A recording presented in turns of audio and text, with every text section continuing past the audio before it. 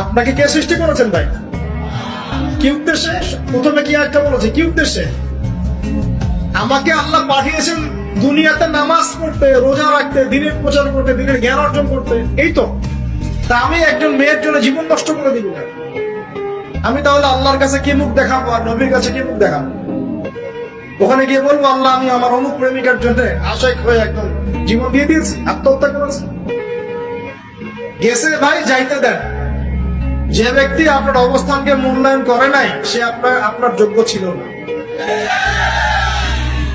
এখন আপনি কি করবেন? নিজের অবস্থান উন্নত করেন, আপনার পিছনে লাইন ধরে করবে।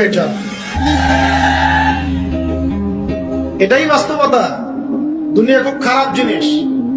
মানুষ মানুষের অবস্থানকে মূল্যায়ন করে, মানুষ মানুষের অবস্থানকে মূল্যায়ন করে, কিন্তু আল্লাহ রাব্বুল আলামিন আপনাকে সর্বাবস্থায় ভালোবাসেন। এই যে আমরা এখন অনেক পাপ করছি না, আল্লাহকে আমাদেরকে আযাব দিয়ে ধ্বংস করে দিয়েছে। আল্লাহ পাক এখনো আমাদেরকে ভালোবাসেন, গ্রহণ করেন, অপেক্ষায়। আল্লাহ পাক অপেক্ষায় করছেন কখন তওবা করবে, আমি তওবা কবুল করব। এই কখন আমার বান্দা খালি একবার বলে আস্তাগফিরুল্লাহ, আল্লাহ পাক সাথে সাথে মাফ করে দিয়েছেন।